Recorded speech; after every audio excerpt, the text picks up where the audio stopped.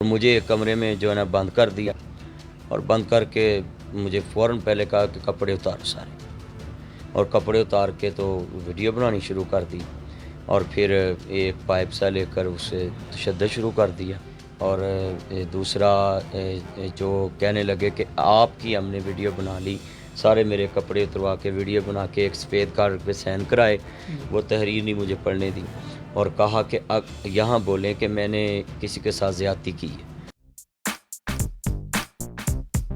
السلام علیکم ناظرین، آپ دیکھ رہے ہیں اردو پوائنٹ، میں ہوں فاروق شہباز بڑائچ۔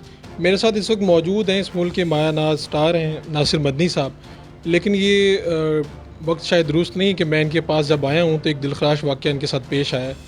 کچھ لوگوں نے ان کو تشدد کا نشانہ بنایا ہے، اور محبت اور پیار بانٹنے والے ناصر مدنی کے ساتھ نامعلوم افراد نے کیا کیا، انہی کی زبانی سنتے ہیں۔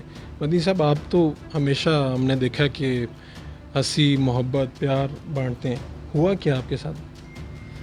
بس ایک آدمی ہے، اس نے مجھے فون کیا لندن سے واٹس ایپ کہ میں آپ کے چاہنے والا ہوں، تو میں پاکستان آیا ہوں، تو آپ میرے پاس میں آپ بندہ بھیجتا ہوں تو کھاریاں آئیں پروگرام کریں میرے ہوٹل میں، اجوا ہوٹل۔ میں نے کہا یار پابندی ہے، تو کہتا ہے ویسے دعا کر جائیں، میری والدہ کی خواہش ہے۔ تو میں دعا کرنے ادھر کھانا کھایا، تو میرے دوست دوسرے کی خواہش تھی میرے گھر میں آپ جائیں، تو اس نے بولا کہ نہیں میں اپنے گھر لے کے جاؤں، تو وہ اپنے گھر، وہ ڈیرا ٹیپ سا ڈنگا روڈ پہ ہے کہ بنوریاں گاؤں فہاریاں سے پھول اترتا ہے ڈنگا کی طرف، تو وہاں بنوریاں گاؤں میں مجھے لے گئے اور وہاں جا کر بٹھایا، اور پھر 10-15 آدمی جو ہیں وہ گنوں والے، اور اس میں جو ہے نا آتے ہی ہم پہ گنے تان لی، میرے ڈرائیور کو دوسرے میں، وہ ساتھ جو ملازم تھا اس کو تیسرے کمرے میں، اور مجھے ایک کمرے میں جو ہے نا بند کر دیا، اور بند کر کے مجھے فوراً پہلے کہا کہ کپڑے اتارو سارے، اور کپڑے اتار کے تو ویڈیو بنانی شروع کر دی، اور پھر ایک پائپ سا لے کر اسے تشدد شروع کر دیا۔ پھر ایک آیا تو کہتا چلو اپنے ایڈمن کو فون کرو، وہ موبائل کے ادھر ہیں، پاسورڈ دو سارے، تو سارے چینل علامہ ناصر مدنی آفیشیل چینل میرا، اس پہ پاسورڈ لے لیے، اور ناصر مدنی آئی ڈی ہے میری، اس کے پاسورڈ لے لیے، اور گنے تانی ہوئی تھی جب میرے سے پاسورڈ لے رہے تھے، مجھے تو یاد نہیں تھے، میں نے ان کے عمران اور عدنان بھائی میرے ساتھ ہوتے ہیں، ان کے نام دیے، ان کے نمبر دیے، میرے نمبر پہ ہی وہ کال کرتے تھے، تو ان کا پیچھے بھی کس سے رابطہ تھا، جو وہ ایکوائر کرتا تھا وہ میرے سے پوچھتے تھے، وہ میں ان سے پوچھتا تھا۔ آپ کے سامنے فون آ رہے تھے ان کو، اور فون پہ انسٹرکشن لے رہے تھے؟ ہاں جی، انسٹرکشن لے رہے تھے فون پہ، اور باقاعدہ جب کوڈ آتا تھا تو وہ کہتا تھا ابھی نہیں لگا، اب دوبارہ پھر لگواؤ، تو وہ پھر مجھے بولتے تھے، میں پھر ان کو بولتا تھا، پھر نیا آتا تھا، وہ کچھ وقفے کے لیے ختم ہو جاتا ہے، تو وہ بار بار اس طرح مجھ سے لیتے تھے۔ تو دو گروہ تھے، ایک گروہ آپ کے پاس تھا جو تشدد کر رہا تھا، پاسورڈ لے رہا تھا، اور ایک باہر تھا ایک میری جو گاڑی کی تلاشی لے رہا تھا، اور اس میں گاڑی میں سے ڈیش بورڈ سے میرے سارے قیمتی کاغذات اور اے ٹی ایم وغیرہ وہ تو واپس کر دیا مجھے، A T M I D card بھی واپس کر دیا مجھے، تو باقی جو پیسے تھے میرے پاس تو وہ بھی سارے لے گئے، اور دوسرا جو کہنے لگے کہ آپ کی ہم نے ویڈیو بنا لی، سارے میرے کپڑے اتروا کے ویڈیو بنا کے ایک سفید کارڈ پہ سائن کرائے، وہ تحریر نہیں مجھے پڑھنے دی، اور کہا کہ یہاں بولیں کہ میں نے کسی کے ساتھ زیادتی کی ہے، اور اس عوض سے انہوں نے مجھے مارا ہے، تو میں اللہ سے بھی معافی مانگتا ہوں، ان سے بھی وہ ویڈیو بیان ریکارڈ کروایا، اور مجھے کہا کہ اگر آپ نے یہ کام کیا، میڈیا سے بات کی یا آپ نے کوئی درخواست دی، تو ہم آپ کو چھوڑیں گے نہیں، آپ کو لاہور میں شوٹ کر دیں گے۔ اچھا، میں سمجھنا چاہ رہا ہوں، آپ تو ہمیشہ جب بھی میں نے بھی آپ کو فون کیا یا آپ لوگوں سے مخاطب ہوتے ہیں تو آپ کہتے ہیں میرا سونا، میرا مکھن، میرا چاند، آپ کے ساتھ کسی کو کیا دشمنی ہوئی؟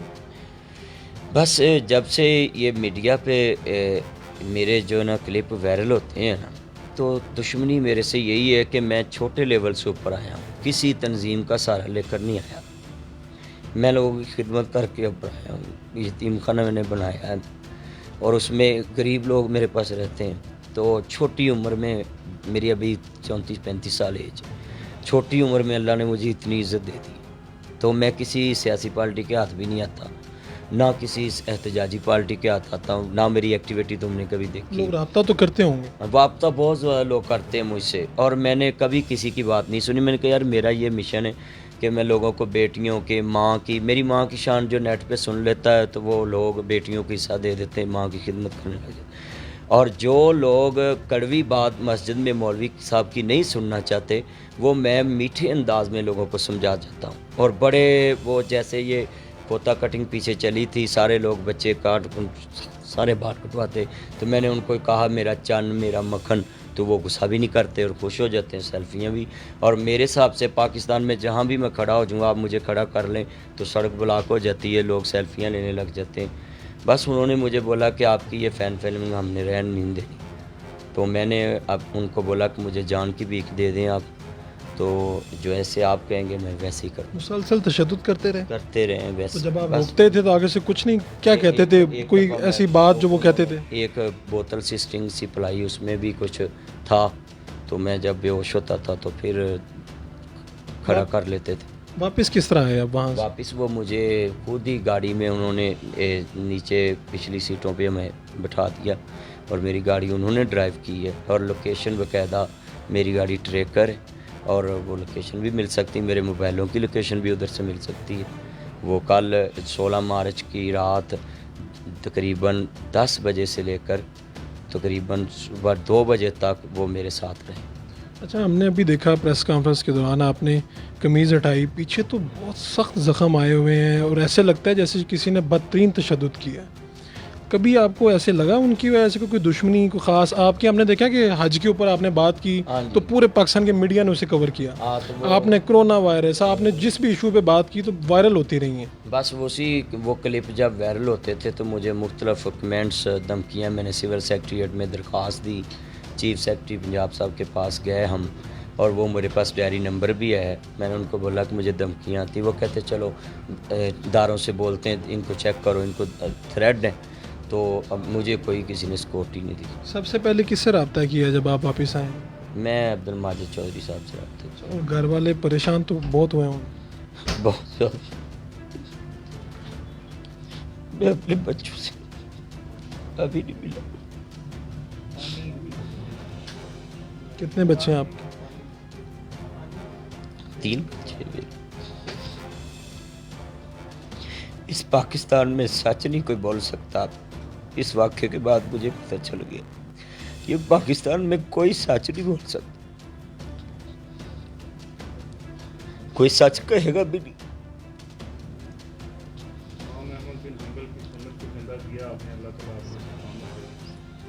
بڑا مشکل وقت ہے جو آپ پر آیا ہے.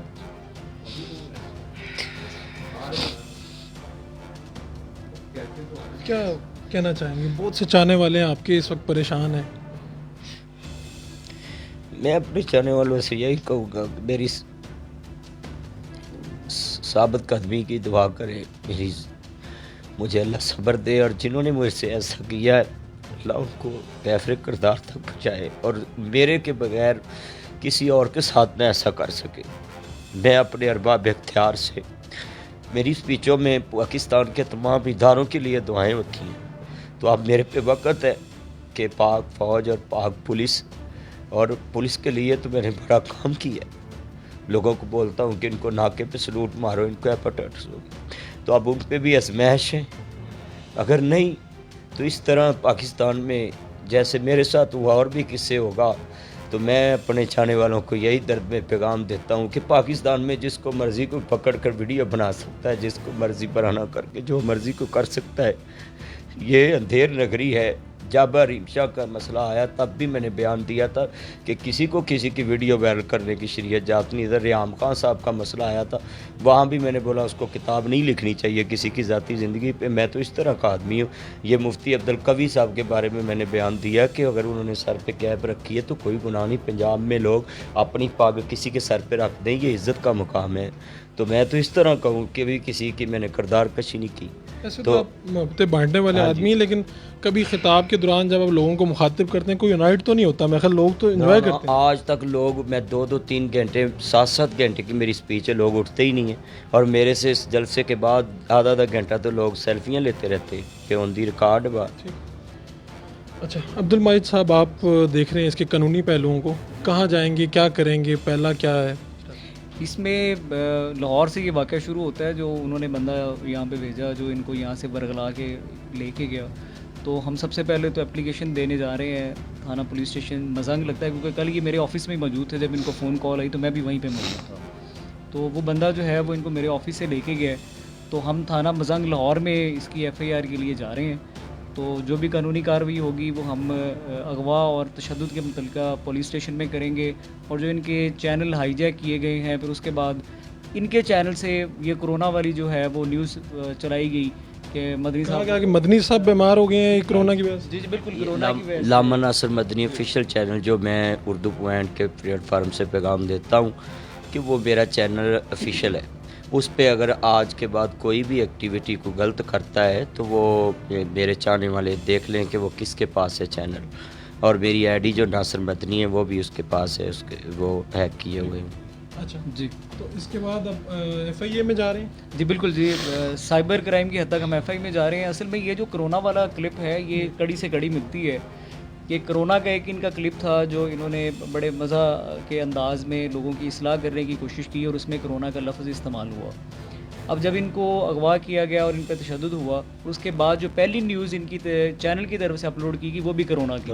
کیونکہ انہوں نے کرونا کے بارے میں یہ کہا تھا کہ جو لوگ پھونکے وغیرہ مارتے ہیں اس سے کرونا اب وہ ٹھیک کر دیں، ایسے کہا تھا، یہی کہا تھا انہوں نے. جی بالکل ایسی ہے. تو ہماری یہ خواہش ہے اور ہماری یہ التجا بھی ہوگی ارباب اختیار سے کہ یہ جو کڑی ملتی ہے کرونا لفظ کے ساتھ تو اس کو جو ہے انویسٹیگیٹ کیا جائے. تو جو سارے اس میں جتنے بھی ملزمان ہیں وہ بڑی جو ہے وہ بڑے قوم کے سامنے آ سکتے ہیں. سب کوئی بااثر آدمی بھی تو مخالف ہو سکتا. جی میں آج تک جو ہے نا بااثروں کو تو کبھی میں نے اپنی جو ہے نا ڈیمانڈ میں لیا ہی نہیں. مجھے کہتے رہتے ہیں کہ یہ کریں وہ کریں، میں نے کبھی کسی کی سنی نہیں. میرے تو ہر وہ آدمی خلاف ہے جس کے خلاف میں بات کرتا ہوں وہ اس کو بری لگتی ہے. وہ کیا خلاف کرتا ہوں، اگر میں نے آج پہ کیا تو اس کی پارٹی کے لوگ کہیں گے کہ یہ اچھی نہیں بات. تو میں کسی کو مطمئن تو نہیں نا سبھی کو کر سکتا. اس لیے میں جو بھی کرتا ہوں ملک کو اور اسلام کے مفاد میں کرتا ہوں بات. ہاں میرا یہ بات اعلان ہے پورے پاکستان میں کہ اگر میری بات سے کسی کو اختلاف ہے تو وہ مجھے فون پہ اور مجھے ریٹرن لکھ کے بھیجے. میں اگلے سپیچ میں اس کو نہیں کروں گا. میرا تو ڈٹنا کسی مسئلے پہ، کیونکہ میں اسلام کے ماننے والا ہوں. تو مسلمان تو وہ ہے جو حضور کا غلام ہے. آپ جو ہے اپنی سیاست سے بات کر لیں کسی سے. اگر کسی کو میری بات سے کوئی اختلاف ہے مجھے بولے، میں درست کرتا ہوں ایویڈنس کے ساتھ. بالکل ٹھیک. علامہ ناصر مدنی صاحب کے ساتھ کیا واقعہ ہوا؟